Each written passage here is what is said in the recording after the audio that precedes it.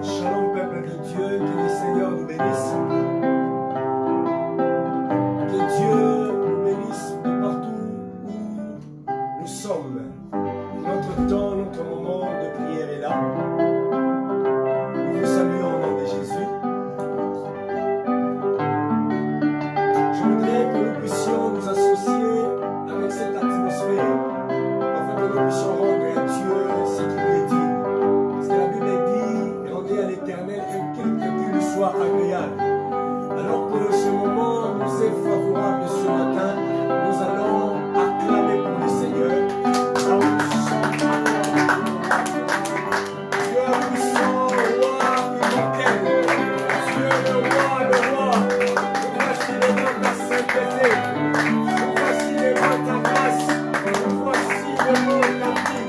Nous voici éternellement, tu nous as besoin de ton trône. Ton trône est éternel. Il n'y a jamais le plus puissant. Loin de moi le péché. Loin de moi l'iniquité. Loin de moi éternellement sur le roi. Oh Papa, c'est la fornication.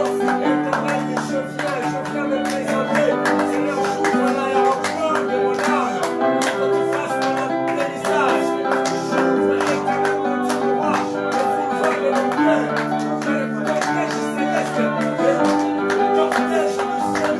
Jésus sur le trône. Jésus le fasse sur la terre. Mon âme de différent que cette éternel. Et le fait de l'intérieur de moi ne fasse pas sur la terre.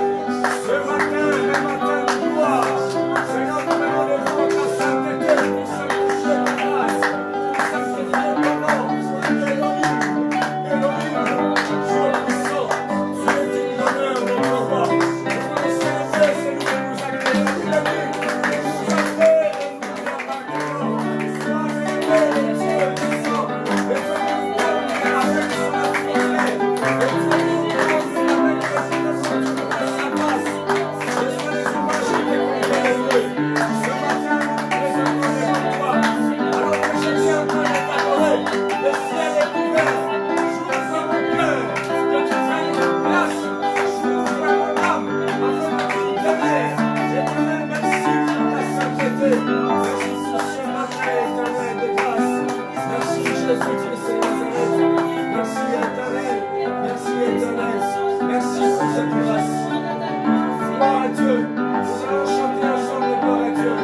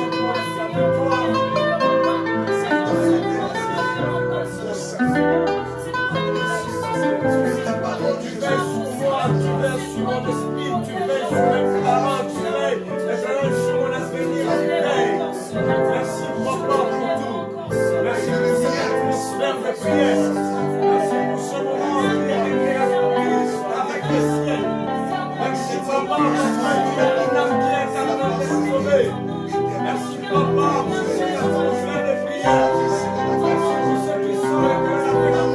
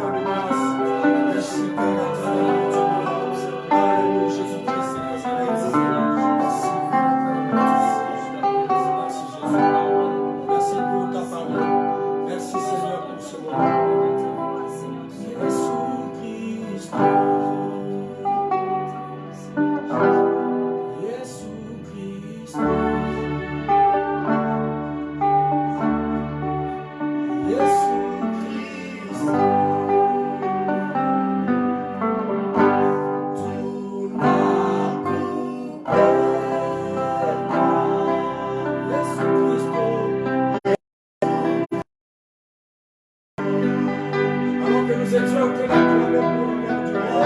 Pour accueillir la parole de ce matin.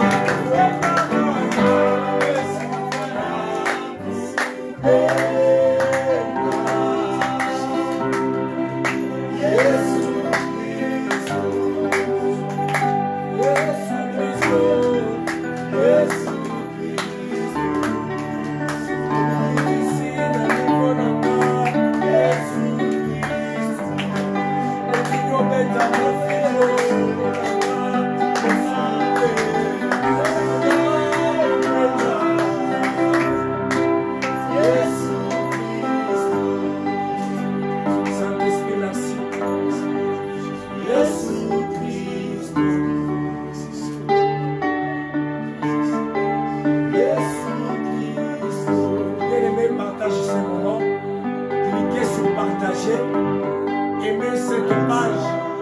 Commencez à écrire gloire au Seigneur ce matin. Merci Seigneur ce matin. Bien-aimés, partagez ces moments, invitez les autres à être bénis ce matin. Merci Saint-Esprit, que Dieu vous bénisse.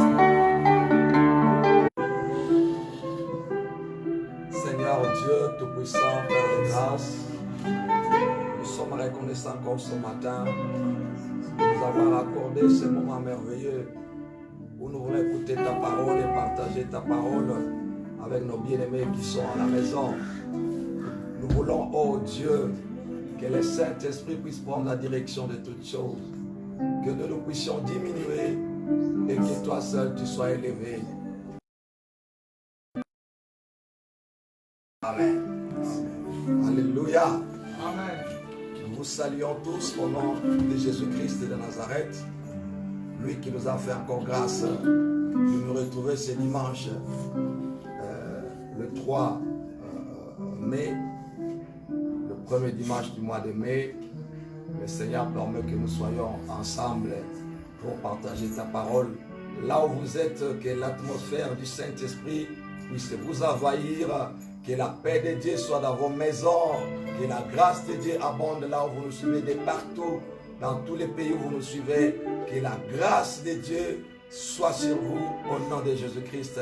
Amen. Si ensemble nous pouvons acclamer notre Dieu.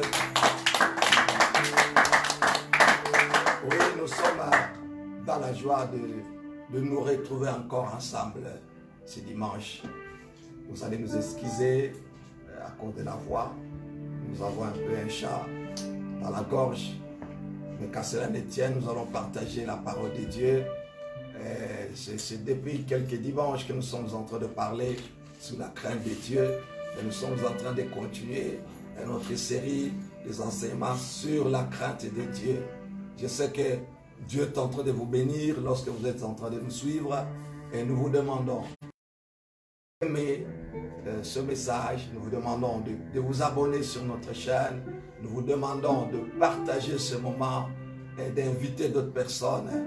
Laisse que notre Dieu puisse vous bénir là où vous êtes au nom de Jésus.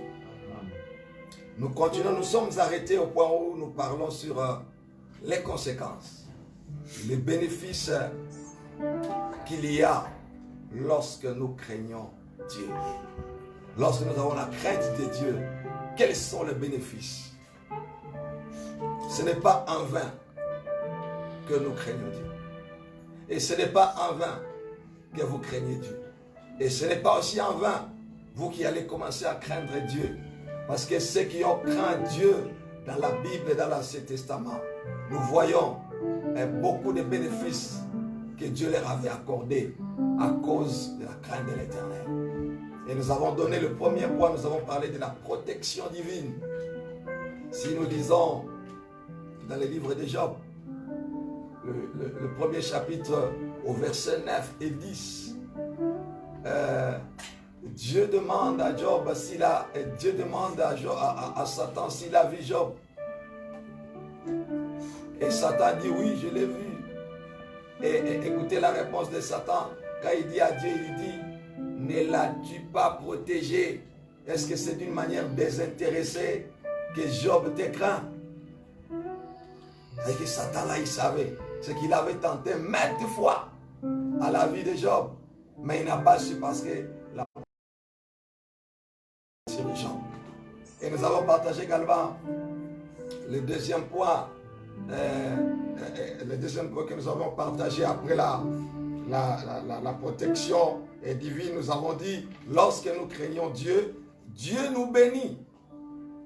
Nous avons la prospérité, nous avons la bénédiction. Lorsque nous craignons Dieu, Dieu nous bénit. Si vous suivez la réponse de Job, il dit quoi?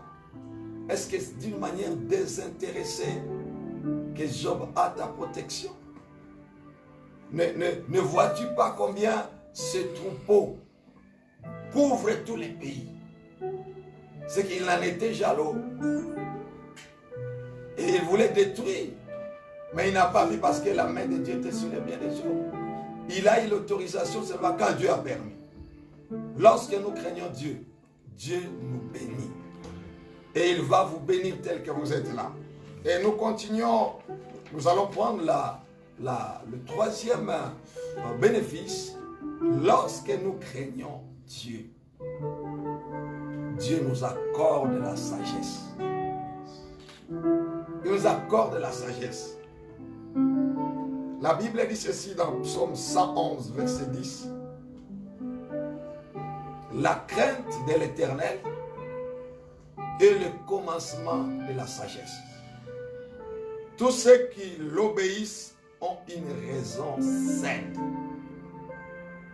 Lorsque nous craignons Dieu, à tous ceux qui craignent Dieu, Dieu leur accorde la sagesse. Vous savez, la sagesse, c'est la chose la plus merveilleuse. C'est la chose la plus merveilleuse. Salomon est en train de dire ceci dans le livre des Proverbes. Il dit, j'étais le fils unique à ma mère, un fils tendre. Mais mon père me disait, mon fils, cherche la sagesse. Acquiert la sagesse. Vous savez, David, c'était le premier roi selon le cœur de Dieu en Israël. J'ai dit bien le premier roi selon le cœur de Dieu. Parce que Saül était le premier roi, mais ce n'était pas selon le cœur de Dieu. David, c'est le roi que Dieu a accompagné. Le roi qui a chaque fois qu'il faisait la guerre, Dieu le protégeait. Il avait toujours la victoire. Et c'est le roi aussi qui n'avait pas eu un bon encadrement. Et il a commis beaucoup d'erreurs dans sa vie. David a commis beaucoup d'erreurs, beaucoup de péchés. Et David, quand il était en train de faire grandir ses enfants, il disait à Salomon, mon fils, ne commets pas les erreurs que moi j'ai commises. S'il y a eu beaucoup de perturbations dans ma vie, c'est parce que je n'avais pas eu la sagesse. Et il dit à son fils Salomon, tu dois acquérir la sagesse. Tu dois chercher la sagesse. La Bible dit, Dieu a créé le monde par la sagesse. C'est-à-dire le monde dans lequel nous vivons, ça a été créé par la sagesse. Vous savez que Salomon était jeune lorsqu'on lui a donné le pouvoir. Et quand il se met devant Dieu pour demander quelque chose, pour l'aider à diriger, Dieu lui demande, demande-moi quelque chose. Salomon a demandé la sagesse. Il n'a pas demandé la force. Salomon n'a pas demandé des richesses. Salomon n'a pas demandé des maisons, n'a pas demandé l'argent. Mais Salomon a demandé la sagesse. Ce n'est pas par hasard qu'il a demandé la sagesse. Non. C'est parce que son père, quand il grandissait, lui disait, mon fils, dans telle histoire, il faut la sagesse. Dans telles conditions, pour mieux diriger, il te faut la sagesse. Voilà pourquoi, quand on a demandé, quand Dieu a dit à Salomon de lui demander quelque chose, la première des choses qu'il a demandé, c'était la sagesse. La sagesse, si je peux définir la sagesse selon la pensée de Salomon, la sagesse, c'est la manière ou la capacité de résoudre un problème. Ça, c'est selon Salomon. Ça, c'est selon Salomon. C'est la capacité de résoudre un problème. Bien-aimés dans le Seigneur, nous vivons dans un monde où les gens ont des problèmes sérieux.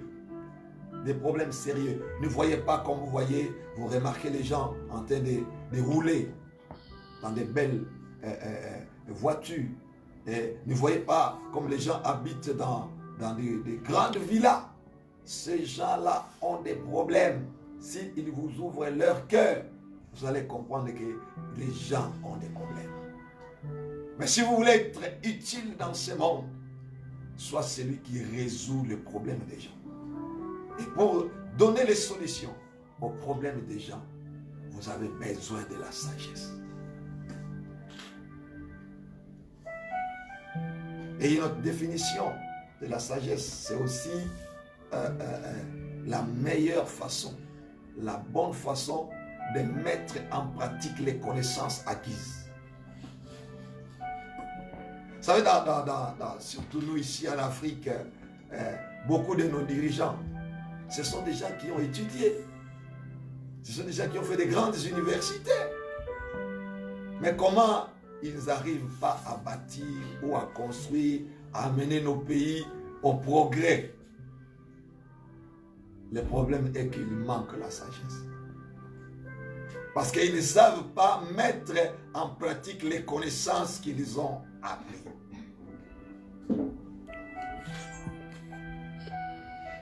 Donc nous avons besoin de la sagesse. Si nous craignons Dieu, Dieu va nous accorder la sagesse. Et j'aime la sagesse. Je prie beaucoup Dieu qu'il m'accorde la sagesse. Parce que j'ai des gens que je dois résoudre leurs problèmes. Et quand je me regarde, je me vois que j'ai besoin de la sagesse pour résoudre les problèmes des gens. Même toi là où tu es, même vous là où vous êtes, vous avez besoin de la sagesse divine. Et Dieu accorde la sagesse qu'aux personnes qui le craignent. Qu'aux personnes qui le craignent. Oh, je suis en train de voir comment Dieu va répandre sa sagesse sur vos vies. Je vois comment vous aurez la sagesse. Je vous vois résoudre les problèmes des gens. Parce que je sens cette atmosphère qu'il y a ici, qu'elle est en train de se communiquer là où vous êtes. Que la sagesse de l'Éternel vous couvre. Là où vous êtes, recevez la sagesse de Dieu. Recevez la sagesse de Dieu. Et Dieu l'accorde à ceux qui le craignent. Bien-aimés dans le Seigneur, la sagesse dont je parle beaucoup plus de la sagesse divine, de la sagesse d'en haut. Je ne parle pas de la sagesse de ce monde. Parce que dans ce monde, il y a plusieurs sagesses. Il y a la sagesse du monde. Il y a aussi la sagesse que nous acquérons lorsque nous allons à l'école, lorsque nous allons à l'université. Il y a aussi la sagesse humaine. Et il y a aussi la sagesse du ténèbre. Il y a la sagesse du monde des ténèbres. Mais celle que je partage avec nous, c'est la sagesse d'en haut. Cette sagesse qui a créé les cieux. Cette sagesse qui a créé la terre. Cette sagesse qui a créé les eaux. C'est cette sagesse dont je parle. Vous savez, la sagesse dont on se parle ne s'acquiert pas quand on part à l'université. C'est avec cette sagesse que le jeune Joseph va diriger l'Égypte. Lui, qui n'avait aucun CV, il n'est jamais allé dans une université. Ce n'est pas pour autant que je voulais dire que vous ne puissiez pas étudier. Il faut étudier, oui. Mais la sagesse que nous partageons ici, elle ne s'acquiert pas à l'université. C'est la sagesse d'en haut. Le roi Pharaon, il fait un songe. Vous savez, l'Égypte antique, c'est les berceaux de la science. Les grands philosophes, les grands mathématiciens, et c'était des Égyptiens. L'Égypte là, c'était un monde des évolués à l'époque. Mais le roi, il fait un songe. Mais il n'en était pas capable de trouver l'explication du songe. Mais on va appeler un jeune homme qui était prisonnier et puis un esclave aussi. Et on l'appelle, il vient devant Pharaon, il lui donne l'explication du songe que le Pharaon avait dit. Et puis il ne se limite pas seulement à donner les songes, mais il donne l'explication, pas seulement à l'explication, mais il donne également la solution au problème que le songe avait révélé. Et il dit, les 7 vaches grâce que vous avez vues, le roi Pharaon, ce sont 7 années d'abondance. Si je peux vous poser la question, si c'était vous et moi, quelqu'un nous dit que nous avons rêvé cette vache grasse, est-ce qu'on allait penser aux années? Non, non, mais c'est la sagesse divine qu'avait inspiré Joseph pour dire que les 7 vaches grasses étaient 7 années d'abondance. Et il lui donne encore l'explication. Il lui dit, les 7 vaches maigres, c'est 7 années de sécheresse où il y aura la pénurie. Et on a vu les 7 vaches maigres engloutir 7 vaches grasses. Et il lui dit au roi, il y aura l'abondance au pays. Après l'abondance, il y aura une période de sécheresse, de pénurie. Et quand il y aura les années de pénurie, ça va engloutir. Ça se fera comme s'il n'y avait pas eu d'abondance. C'est pourquoi ce qu'il faut faire, le roi, c'est qu'il faut faire, pendant qu'il y aura l'année d'abondance, il faut faire des réserves. Et on va s'aimer. Quand on va s'aimer, et à chaque récolte, on va mettre de côté 1/5 de la récolte. On va faire 2 magasins, on va faire des dépôts. Lui qui n'a jamais été à l'université, même pas à la faculté d'économie, mais il donne le plan d'action. Il donne comment les choses se feront. Et pendant l'année d'abondance, on a récolté. Vous savez qu'est-ce que le roi Pharaon, en écoutant Joseph, il dit à ses collaborateurs, il dit, où trouverions-nous un homme aussi sage et aussi intelligent comme Joseph? Comme Joseph. Où le trouverions-nous? Le roi dit, non, mais je n'ai pas quelqu'un d'autre, je vais te mettre que toi seul, là.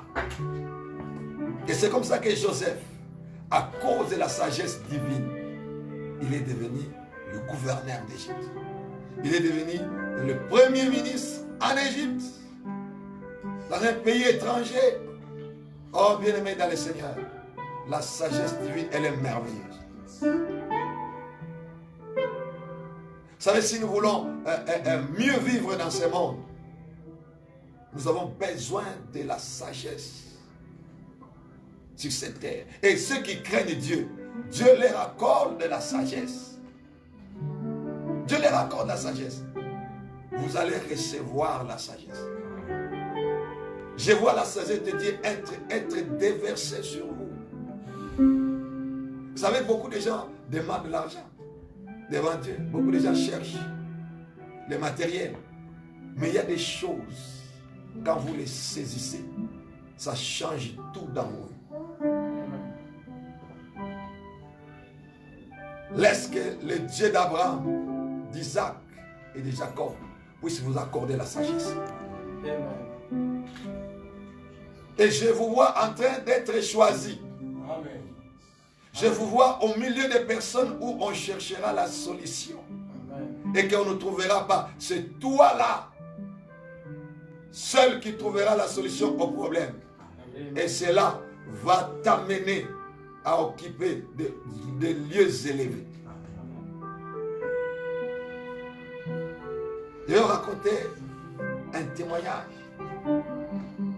Un frère, il habite un quartier un peu pauvre. C'est un électricien.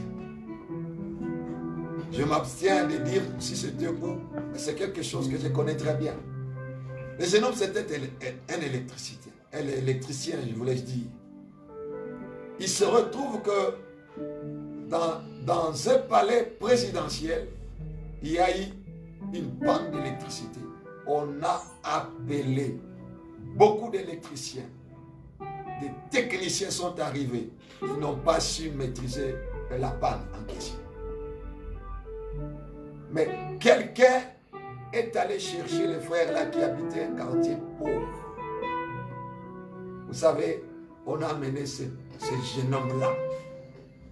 L'histoire qui a mis 2 semaines, 3 semaines, il n'y avait pas d'électricité.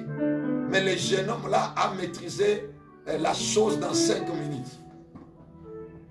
Dans 5 minutes. Le président là, dont je m'abstiens de dire son nom, il pose la question, ce monsieur, il vient d'où? Comment est-ce qu'il peut maîtriser cette panne qui nous a coûté beaucoup? Lui, il le fait en quelques minutes. C'était un enfant qui avait l'Esprit de Dieu en lui et la sagesse de Dieu l'accompagnait. Il était un locataire. Mais après avoir arrangé seulement l'électricité là, dans 2 jours qui a suivi, le monsieur avait déjà une parcelle. Oh, je vous vois là, en train de résoudre des problèmes. À cause de la sagesse de Dieu sur vous. Et bien aimé, nous allons encore, nous continuons, nous prenons l'exemple de Daniel. Dans le livre de Daniel, si vous lisez Daniel, le premier chapitre, l'Israël se retrouvait en déportation, en esclavage à Babylone. Mais le roi Nebuchadnezzar, le roi des Babyloniens, il avait besoin de jeunes gens qui pouvaient l'aider à faire quelques travaux, à occuper certains postes dans son royaume. Il a demandé qu'on puisse l'amener quelques jeunes hébreux. Et il y avait eu 4 jeunes hébreux. La Bible dit, ces jeunes gens-là, Dieu leur avait accordé l'intelligence. Dieu leur avait accordé la sagesse. Et la sagesse qu'eux avaient était 10 fois plus supérieure que la sagesse des Babyloniens. C'était Daniel, Azaria, Anania et Michaël. Moi, j'aime les appeler comme ça. Les noms de Meshach, Shadrach, Abednego là, ce sont les Babyloniens qui les ont donné ces noms. Leur véritable nom, c'est Daniel, Anania, Azaria et Michaël. Ils avaient la sagesse 10 fois supérieure à regarder la sagesse de Dieu. Elle est 10 fois plus supérieure que la sagesse de ce monde. Laisse que le Seigneur Dieu Tout-Puissant vous accorde la sagesse. Amen. 10 fois plus supérieure que la sagesse de ce monde. Amen. Donc je vous vois en train d'épater les gens là où vous serez. Amen. Et bien aimé dans le Seigneur. Et vous savez aussi comment le jeune Salomon, à peine investi du pouvoir, on lui amène un cas où des femmes qui dormaient ensemble, les accouchées, dormi sur son fils et l'enfant est décédé. Et le matin, la nuit là, elle constate qu'elle était endormie sur son fils et l'enfant est mort. Et elle change l'enfant avec son ami qui était à ses côtés. Et l'autre, quand il va se réveiller le matin, il va regarder l'enfant qui était dans son sein, l'enfant mort. Il regarde attentivement, il voit que ce n'était pas son fils. Et le problème a commencé là. Pour l'enfant qui est vivant, c'est mon enfant. L'enfant qui est mort, c'est ton enfant, ainsi de suite. Et jusqu'à ce qu'ils ont amené les problèmes devant le roi. Le roi dit, amenez l'enfant. On amène l'enfant, il dit, divisez, prenez les couteaux, coupez l'enfant en deux pour leur partager alors l'enfant. Et lorsque le roi a pris cette décision, la mère de l'enfant, il dit, ô roi, qu'on ne tue pas l'enfant. Laissez l'enfant entre les mains de mon ami. Je commencerai à voir mon enfant, même de loin, qu'on ne la tue pas. Remettez-lui l'enfant. Et le roi dit, l'enfant ici appartient à cette femme. Celle-là qui a refusé qu'on tue l'enfant. Ouais. Le jeune homme, c'était par la sagesse qu'il a résolu ce problème. Aimer la sagesse. Amen. La Bible dit, acquiert la sagesse. Acquiert l'intelligence. Avec tout ce que tu possèdes, acquiert la sagesse. Ça, c'est David qui disait à Salomon. Et Salomon, il nous écrit ça dans le Proverbe chapitre 4. Il dit, avec tout ce que tu possèdes, acquiert la sagesse. S'il faut vendre des choses pour acheter la sagesse, fais-le. S'il faut voyager pour acquérir la sagesse, fais-le. Parce que notre Dieu, il a créé ce monde par la sagesse. La quatrième chose, au quatrième bénéfice, lorsque nous craignons Dieu, la quatrième chose, ou le quatrième point, Dieu nous accorde la longévité. La longévité. Lorsque vous craignez Dieu, bien-aimé dans le Seigneur, vous n'avez pas même à demander Dieu une longue vie. Vous n'avez pas à demander Dieu une longue vie. Il suffit seulement de le craindre. Il va vous accorder la sagesse et il va vous accorder une longue vie. Nous sommes dans Proverbe 10, verset 27. La Bible nous dit quoi?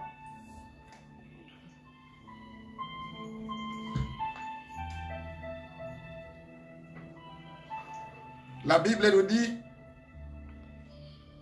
la crainte de l'Éternel augmente les jours, mais les années des méchants sont abrégées. La crainte de l'Éternel augmente les jours. Si vous craignez Dieu, Dieu va augmenter vos jours. Dans Psaume 128, verset 6, la Bible dit, tu verras les fils de tes fils. Tu verras les fils de tes fils. C'est pour dire, tu vas mettre au monde, toi qui crains Dieu, tes enfants grandiront et tes enfants commenceront à mettre au monde, calculer les années. Et tes enfants là, les enfants de tes enfants vont aussi mettre au monde. Et la Bible dit, tu verras les fils de tes fils. Ça c'est la longévité. Ça c'est la longévité. Donc, bien-aimés dans le Seigneur, si vous craignez Dieu, attendez-vous à vivre longtemps. C'est pourquoi je suis en train de vous voir vivre longtemps. Amen. Malgré les corona, les maudits, moi je l'appelle maudit, maudit Covid-19. Malgré lui là, Dieu va augmenter tes jours. Tu vivras longtemps. C'est-à-dire que ce n'est même pas une chose à demander. C'est une conséquence de la crainte de l'Éternel. C'est un bénéfice. Lorsque nous craignons Dieu, Dieu augmente nos jours. Dieu augmente nos jours. Je vois encore le roi Ézéchias. Lui qui les jours ont été déjà fixés, les jours ont été déjà limités, mais il est allé dans la prière. Il est allé demander Dieu, pourquoi veux-tu me prendre dans ce moment? Est-ce que voudras-tu également tuer quelqu'un qui a restauré ton église, quelqu'un qui a restauré ta maison? Voudras-tu tuer quelqu'un qui t'adore? Il dit, Seigneur, si tu me tues, tu auras un adorateur de moins. Parce que dans le séjour des morts, on ne t'adore pas. Oh, Dieu dit, il renvoie encore le même prophète qui avait amené le message que les jours de la vie d'Ézéchias étaient limités. Il envoie le même prophète. Il dit, retourne encore là-bas. Il ne mourra pas. Amen. Il ne mourra pas de sa maladie-là. Et il va vivre. On a ajouté encore 15 bonnes années dans la vie d'Ézéchias. Vous avez encore des années à vivre. Amen. Vous qui, en ce moment, vous commencez à faire des songes comme si vous êtes malade, comme si vous êtes mort, je vous assure, au nom de Jésus, que vos jours seront augmentés. Amen. Voilà pourquoi j'aime craindre l'Éternel. J'aime craindre l'Éternel. Mes jours seront prolongés. Mes jours sont augmentés à cause de la crainte de l'Éternel. Raison pour laquelle tous ceux-là qui ont voulu nous rayer sur la liste des vivants sur la terre, ils n'ont pas pu. Parce que la crainte de l'Éternel les a empêchés. Je ne cesse de vous dire, la pandémie s'y passera. Amen. Ça passera avec ceux qui passent là, mais pas toi. Amen. Toi, tu ne passeras pas avec ça. Amen. Toi, Dieu est en train d'augmenter tes jours ici sur la terre. Dieu est en train d'augmenter tes jours ici sur la terre. Si je peux revenir sur Proverbe 10, 27, la Bible dit, la crainte de l'Éternel augmente les jours, mais les années de méchants sont abrégées. Toi, tu mourras à l'âge écrit dans la Bible. Amen. Tu accompliras tes jours. Amen. Il faut commencer à penser à la mort quand tu auras 80 ans, 90 ans. Ah, là, je vous accorde. Commencez à penser, mais pas maintenant. Ah, pas maintenant. Même vous qui êtes de loin, vous m'écrirez. Je lirai vos messages. Quand la pandémie passera, on se verra. Donc ceux qui craignent l'Éternel, l'Éternel augmente leurs jours. Si je peux combiner directement avec le cinquième point, je peux dire ceux qui craignent l'Éternel, Dieu leur accorde la vie. Dieu leur accorde la vie. Nous sommes dans Proverbe chapitre 14, au verset 26. Proverbe 14, verset 26. La Bible dit ceci. La crainte de l'Éternel est une source de vie pour détourner les pièges de la mort. Wow. J'aime la parole. La crainte de l'Éternel est une source de vie. Lorsque vous craignez Dieu, en vous, il y a une source de vie. Amen. C'est-à-dire que ceux qui craignent l'Éternel, ils deviennent une source de vie. Quand on vient, c'est-à-dire qu'une source de vie, vous serez là en train de communiquer la vie aux autres. Amen. Et la vie vient de la parole. C'est pourquoi je vous vois en train de partager l'évangile. Je vous vois en train de partager le lien de ce que nous sommes en train de vous partager avec vous, pour que vous aussi, à votre temps, à votre tour, que vous puissiez partager avec les autres, parce que je vois en vous une source de vie. Amen. Je vois en vous une source de vie. Bien-aimés, les gens chercheront à vous écouter. Amen. Amen. Les gens quittaient de loin, les gens voyageaient pour entendre la sagesse de Salomon. Pourquoi? Parce que celui qui a la sagesse, il craint Dieu. Quand vous craignez Dieu, en vous là, il y a la source de vie. C'est-à-dire que les gens allaient se connecter à la source de vie pour entendre les paroles de la sagesse. Je vous vois devenir une source de vie à cause de la crainte de l'Éternel. Quand vous êtes une source de vie devant quelqu'un qui se meurt, lorsque vous ouvrez la bouche pour parler, lorsque vous ouvrez vos lèvres pour parler, ça c'est la vie qui va sortir en vous. Et lorsque la vie sort, la vie va être communiquée à la personne qui vous entend. C'est ça le résultat, le bénéfice de ceux qui craignent Dieu. Ils deviennent une source de la vie. N'est-ce pas merveilleux? N'est-ce pas merveilleux, vous qui me suivez? Imaginez que vous devenez une source de la vie. Waouh! Ça, c'est la sagesse de Dieu en vous, qui vient aussi de la crainte de l'Éternel. Il y a encore un autre passage que nous allons lire là. La crainte de l'Éternel mène à la vie. Ça, c'est Proverbe 19, 23. La crainte de l'Éternel mène à la vie. Et l'on passe une nuit rassasié sans être visité par le malheur. Ça, c'est Proverbe 19, verset 23. Si je prends encore Proverbe 3, verset 16, écoutez. Proverbe 3, verset 16, la Bible dit quoi? Dans sa droite, c'est une longue vie. Et dans sa gauche, il y a la richesse et la gloire.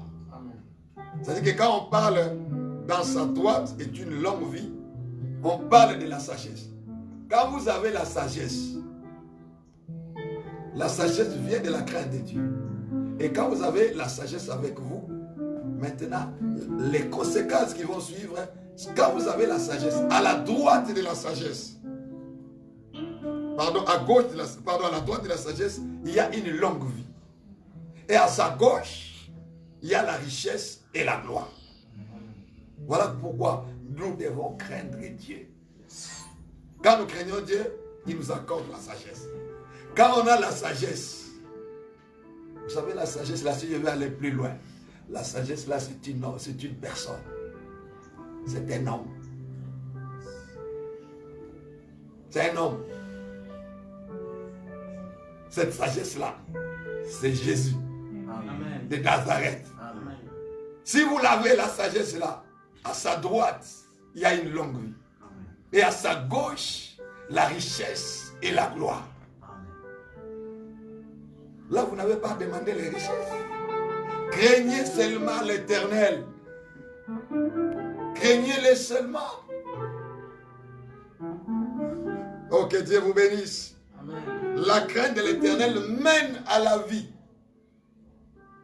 Et l'on passe une nuit rassasié sans être visité par le malheur. Aucun malheur ne va vous visiter. Amen. Je répète, aucun malheur ne va vous visiter. Amen. La pandémie là, de Corona, c'est quoi là? Ça des gens qui attrapent ça, mais pas vous. Amen. Je sais ce que je vous dis. Amen. Pas vous. Vous avez la vie. Amen. Vous avez la vie.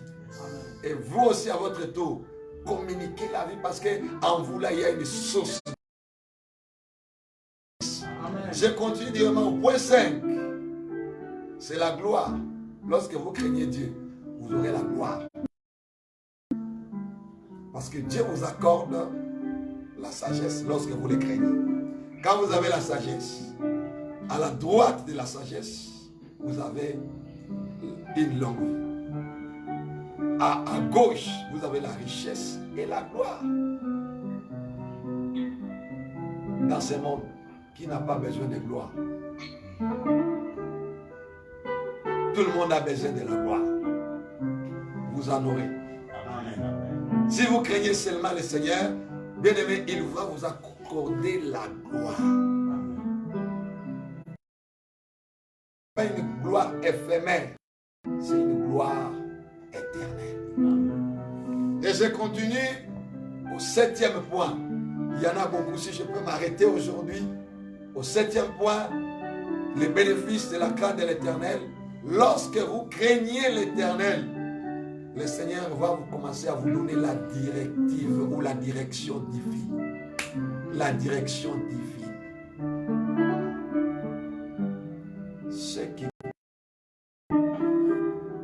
Dieu leur montre les chemins à suivre dans ce monde. Si nous pouvons, Psaume 25, verset 12. Psaume 25, verset 12, nous allons lire.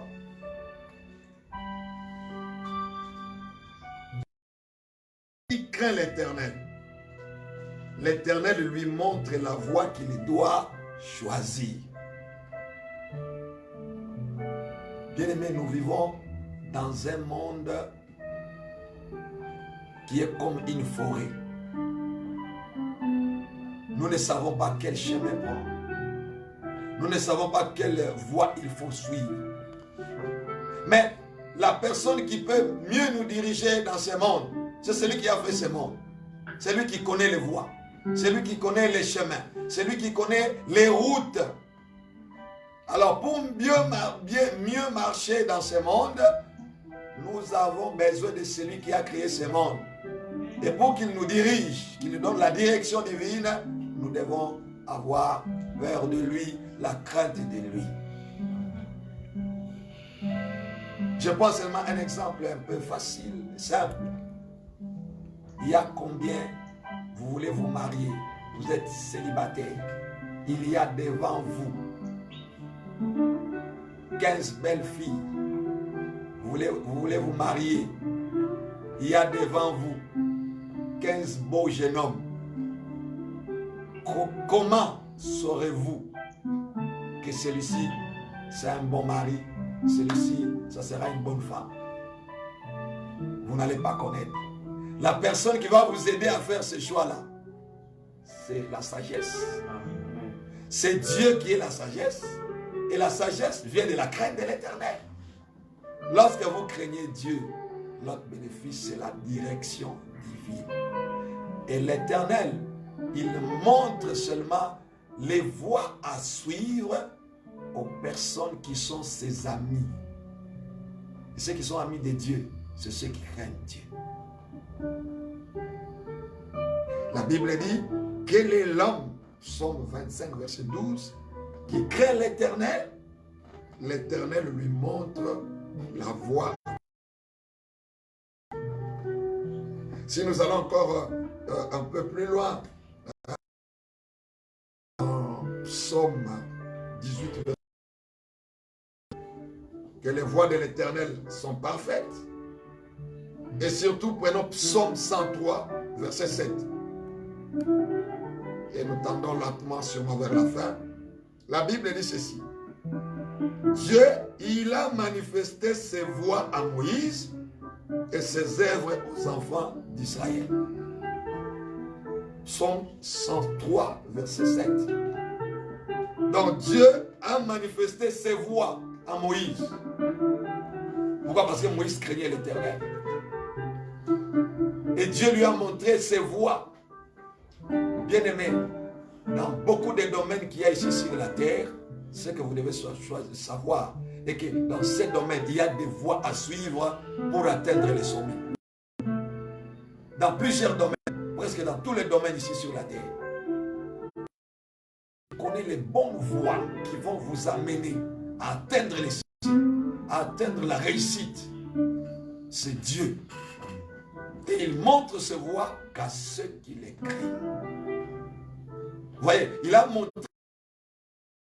Lorsque Moïse maintenant était en train de prendre les voies que l'Éternel lui avait montrées, les œuvres de l'Éternel ont commencé à se manifester au milieu des enfants d'Israël.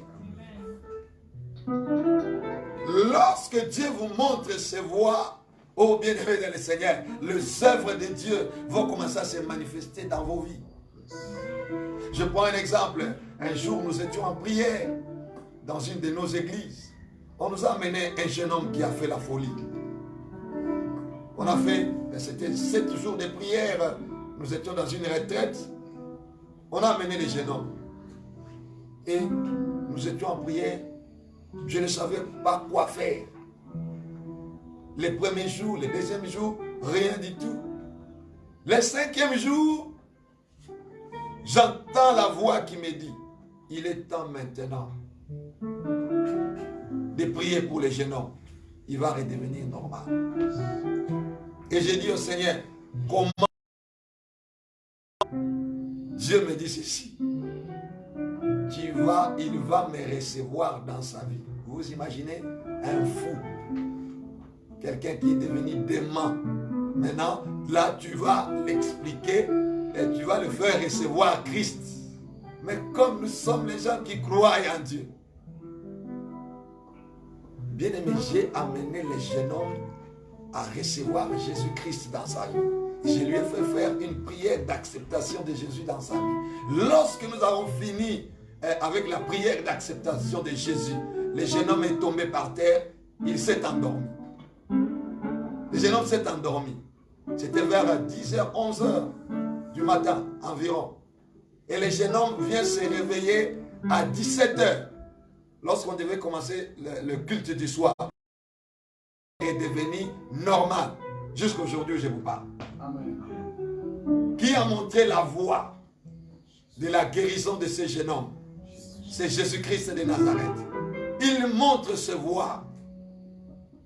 Quand il montre ses voies, quand il va vous commencer à vous montrer ses voies, lorsque vous allez obéir à ces voies-là, les miracles vont commencer à s'opérer dans vos vies.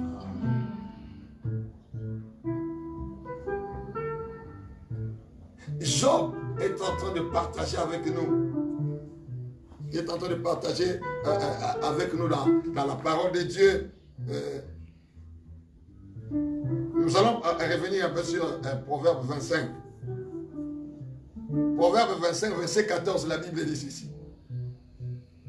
L'amitié de l'Éternel est pour ceux qui le craignent. L'amitié de l'Éternel est pour ceux qui le craignent et son alliance leur donne instruction. C'est-à-dire que lorsque vous craignez Dieu, Dieu deviendra votre ami. Vous savez, vous pouvez vivre avec des voisins, des années et des années qui sont avec vous là, mais ils ne connaîtront pas vos secrets. Mais ton ami qui peut être loin de là où tu vis, qui peut être loin dans un pays, il peut connaître tout mouvement dans ta vie parce que tu lui donnes tes secrets. Et quand on devient l'ami de Dieu, il va vous montrer ses voies. L'amitié de l'Éternel est pour ceux qui le craignent. Si vous le craignez, vous deviendrez l'ami du Seigneur Jésus. Et quand vous devenez son ami, il va commencer à vous montrer des voies à suivre. Ceux qui lisent l'anglais, ils peuvent bien comprendre ces versets parce que dans la version anglaise, c'est là qu'on est en train de dire le secret de l'Éternel est avec ceux qui craignent Dieu. Avec ceux qui le craignent. C'est comme ça que la traduction anglaise le dit. Que le secret de Dieu. En français, on a écrit l'amitié de Dieu, mais en anglais, on a utilisé les secrets de l'Éternel sont avec ceux qui le craignent. C'est pour dire que lorsque vous craignez Dieu, les secrets les plus profonds de l'Éternel commenceront à vous être livrés. Que Dieu vous bénisse. Je ne viens pas ici faire ma publicité parce que je n'en ai pas besoin. J'ai beaucoup plus besoin de Jésus dans ma vie.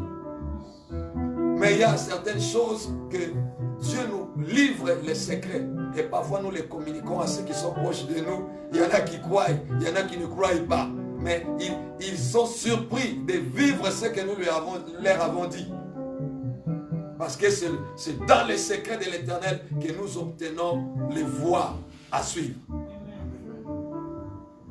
C'est autrement dit. Vous aurez des révélations de l'Éternel lorsque vous les craignez. Oh bien-aimés dans le Seigneur, je vous vois craindre l'Éternel. Et je vois l'Éternel en train de vous livrer ses secrets.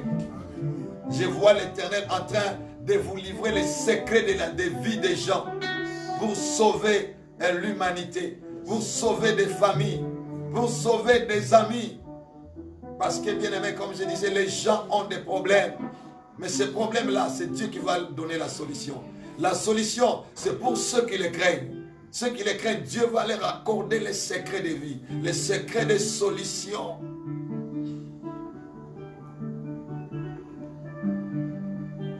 Et là où vous êtes,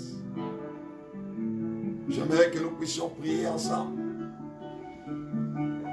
J'aimerais que nous puissions prier ensemble. Parce que la clé, c'est la crainte de l'Éternel.